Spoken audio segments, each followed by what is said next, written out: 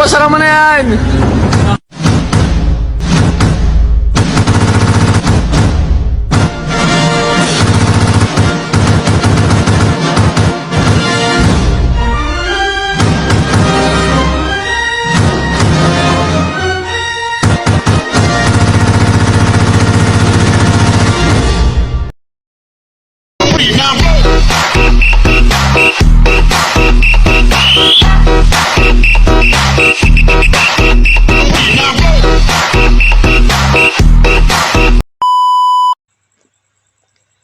Bangsa Israel telah tinggal di Mesir selama beberapa generasi sejak zaman Yusuf. Pada awalnya, mereka hidup dengan damai dan sejahtera dan dihormati. Namun, ketika seorang Firaun baru saja naik tahta dan tidak mengenal Yusuf, bangsa Israel mulai ditindas dan mereka diperlakukan sebagai budak. Mereka diperlakukan dengan kejam dan dipaksa bekerja keras untuk membangun kota-kota Firaun. Melihat bangsa Israel yang semakin banyak, Firaun pun khawatir itu akan dapat menjadi ancaman bagi dirinya. Sehingga Firaun memerintahkan kepada seluruh prajuritnya untuk membunuh seluruh bayi-bayi dari bangsa Israel yang tinggal di Mesir.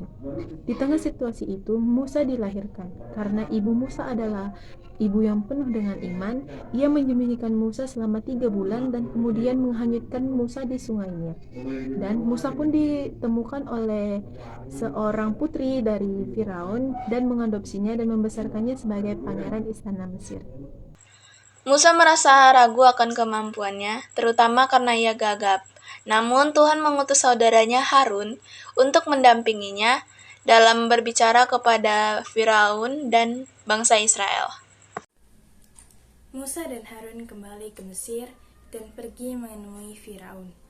Mereka meminta Firaun untuk membebaskan bangsa Israel agar bisa pergi ke padang gurun dan menyembah Tuhan. Namun, Firaun menolak dengan keras dan malah memperberat kerjaan bangsa Israel sebagai bentuk hukuman.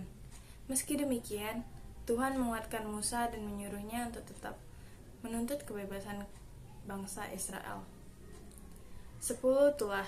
Setiap kali Firaun menolak, Tuhan menurunkan satu demi satu tulah kepada Mesir. Berikut adalah 10 tulah yang diturunkan. Yang pertama, air sungai Nil menjadi darah. Semua air di Mesir berubah menjadi darah, membuat tak bisa diminum dan membunuh ikan-ikan dan membunuh ikan. Yang kedua, wabah kata. Kata memenuhi seluruh di Mesir, masuk ke rumah-rumah dan tempat tidur. Yang ketiga, nyamuk-nyamuk. Nyamuk-nyamuk muncul dari debu dan mengganggu manusia serta hewan-hewan. Yang keempat, lalat. Lalat berkerumun dan menyerang setiap rumah di Mesir.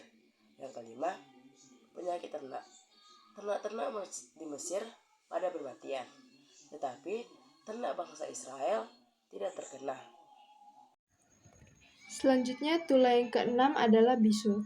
Bisul yang menyakitkan menyerang orang-orang Mesir dan juga ternak-ternak mereka. Tulah ketujuh adalah hujan es. Badai es yang dahsyat menghancurkan tanaman serta para hewan-hewan. Tulah kedelapan adalah belalang. Belalang melahap semua sisa tanaman yang selamat dari hujan es. Tulah kesembilan adalah kegelapan. Seluruh Mesir diliputi kegelapan selama 3 hari, tetapi wilayah Israel tetaplah terang. Dan tulah yang terakhir atau tulah ke-10 adalah kematian anak sulung. Anak-anak sulung di seluruh Mesir, termasuk anak sulung Firaun, mati pada malam yang kita kenal sebagai Paskah. Orang Israel selamat dari tulah ini dengan cara mengoleskan darah domba pada pintu rumah mereka, sebagai pertanda perlindungan dari Tuhan. Setelah tulah terakhir ini, Firaun akhirnya menyerah dan membiarkan bangsa Israel untuk pergi. Lalu kita masuk ke bagian pembebasan dan perjalanan ke Laut Merah. Musa memimpin bangsa Israel meninggalkan Mesir. Mereka berangkat dalam jumlah yang sangat banyak dan sangat besar. Dengan membawa barang-barang serta harta mereka yang tertinggal di Mesir dibawa kembali oleh bangsa Israel untuk kembali ke kotanya masing-masing. Mereka menuju padang gurun, dipimpin oleh Tuhan yang muncul sebagai tiang awan di siang hari dan tiang api di malam hari. Namun, Firaun berubah pikiran dan memutuskan untuk mengejar mereka dengan pasukan berkudanya. Bangsa Israel yang sedang berada di dekat Laut Merah merasa terjebak. Di depan mereka ada laut, dan di belakang mereka ada tentara Mesir. Tuhan memerintahkan Musa untuk mengangkat tongkatnya ke atas laut, dan Laut Merah terbelah, memungkinkan bangsa Israel menyeberang dengan berjalan di tanah yang kering. Ketika pasukan Mesir mencoba mengikuti, air laut kembali menutup dan menenggelamkan mereka. 10 perintah Tuhan. Setelah melintasi Laut Merah, bangsa Israel memulai perjalanan mereka menuju tanah yang dijanjikan, yaitu Kanaan. Selama perjalanan, mereka mengalami berbagai ujian, termasuk kekurangan makanan dan air. Tuhan menyediakan mereka makanan dari langit dan air dari batu. Tetapi mereka sering kali mengeluh dan memberontak.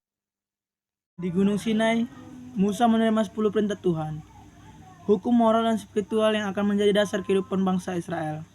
Namun, ketika Musa turun dari gunung, ia mendapati bangsa Israel menyembah anak lembu emas, melanggar perintah Tuhan.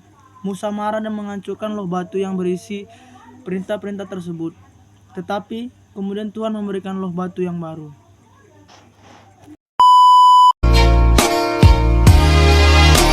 I used to think that